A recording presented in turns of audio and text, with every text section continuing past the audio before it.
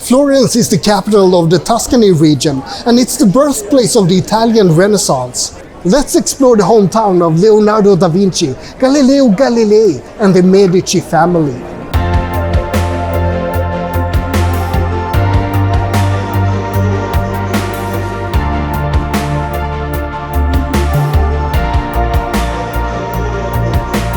I was looking for a list of famous people born in Florence, and a few of the names stood out. Leonardo da Vinci was born in Florence, as well as the artist Michelangelo Buonarroti. The sculptor Donatello was also born here. Do you see a pattern yet? Can you think of one more name that should be listed among the other three? Raphael was not born in Florence, but three of the Teenage Mutant Ninja Turtles were.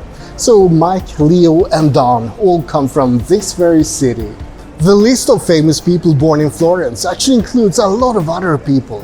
Florence Nightingale, for example, and Galileo Galilei. Galileo's middle finger is actually preserved at the Galileo Museum, so he's always flipping people off from beyond the grave. Niccolo Machiavelli was also from Florence, known for his CEO handbook, The Prince. The poet Dante Alighieri was also from Florence. You know, the guy behind Dante's Inferno. The city is full of tributes to Dante. You can actually see a dagger that supposedly used to belong to him at the Dante's House Museum. But I need to make a special mention of the Medici family. They were a wealthy merchant family in Florence from the 1300s to the 1600s. This is the Medici Chapel, built in the 16th century to honor the Medici family. For a while, they were actually the richest family in Europe, and they also ran the most important banks in Europe. 4 popes came from the Medici family as well, so their influence stretched far beyond just wealth. It all ended in the 1700s though, with the last Duke of Tuscany, who spent all of the family fortune on debauchery of all kinds.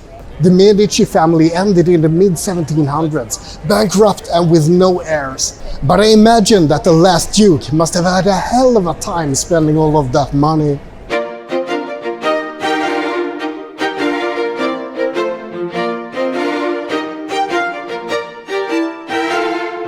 Florence is so full of history and amazing pieces of art and fantastic museums, so it's almost impossible to know where to start exploring the city. I'm gonna show you some things I found especially noteworthy though. Let's start with Palazzo Vecchio, the Florence Town Hall. It's a well-known landmark of Florence, built in the 13th century, and there are some amazing things to see inside as well.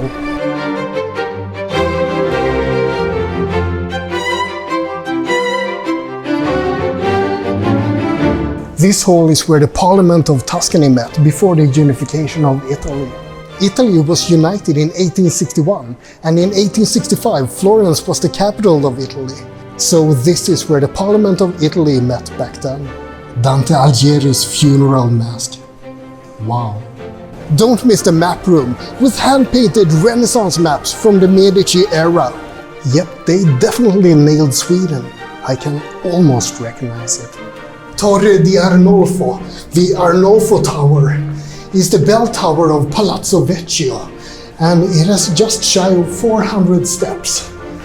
So you don't have to worry about that pizza you had for dinner yesterday.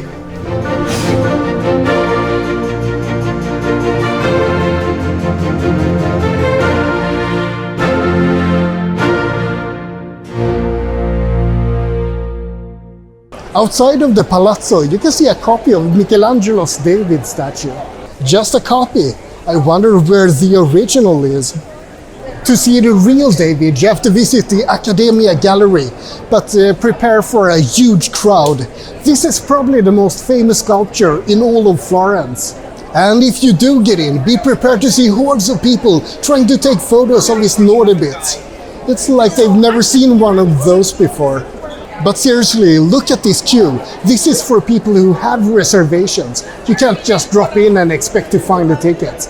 You have to book like 2 weeks in advance. This is something you have to think about in general if you want to visit museums in Florence. Do you really want to stand in line for hours and hours to get in? I would have loved to see David, but I'm not going to stand in line like that. I want to explore the city instead.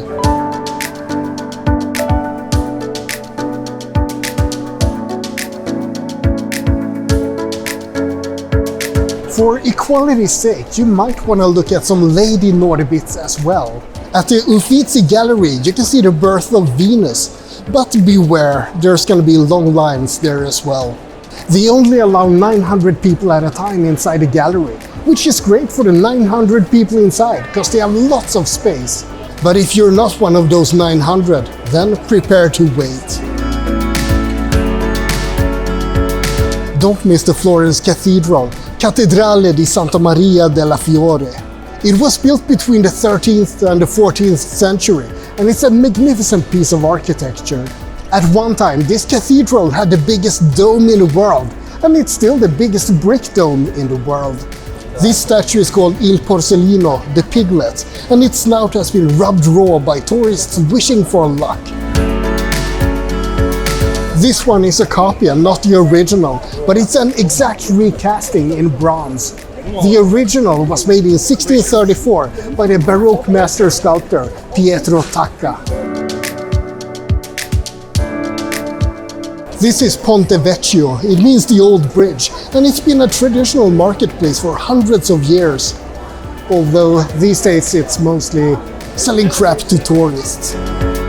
The Basilica of Santa Croce is also a famous building in Florence. This is the largest Fransiscan church in the world, and it was also built between the 13th and 14th century. But these are just a few of the most magnificent buildings in the city. Florence is so full of amazing architecture that you could spend weeks exploring everything there is to see.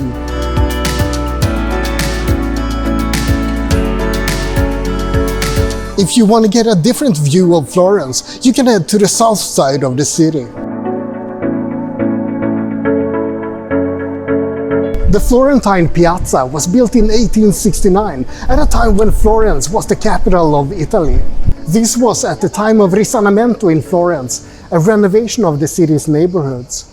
The piazza ends with Piazzale Michelangelo, a square dedicated to the Florentine sculptor and artist Michelangelo. Yet another bronze cast of the David statue can be found here. People really seem to enjoy this sculpture. And apparently there's some sort of car exhibition here today. I have no idea what's going on, but I guess I'm gonna film a couple of the cars as well.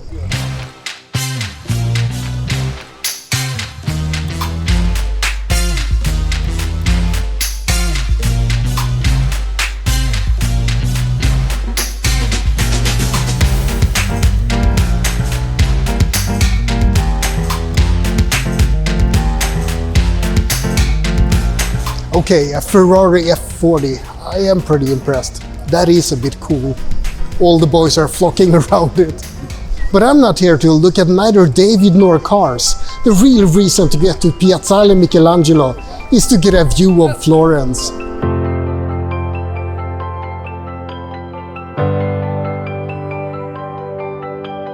From here you can see all of the historical center of Florence, including the many palaces and bridges.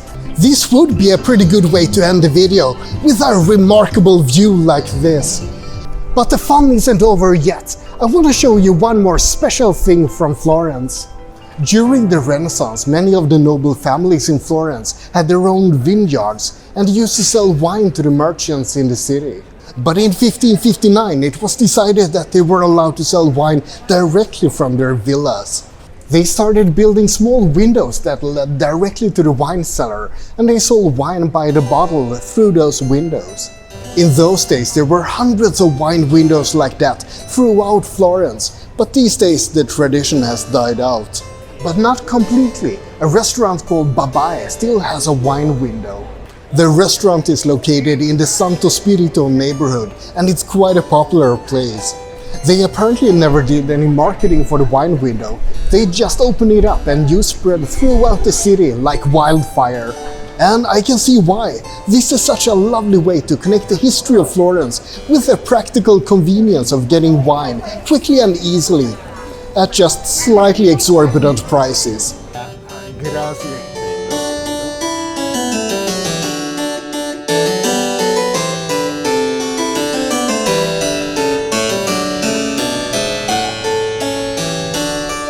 There you have it. That was an incredibly quick look at Florence, the birthplace of the Italian Renaissance. I hope you enjoyed it. like and subscribe, but most importantly, have a great day. I will.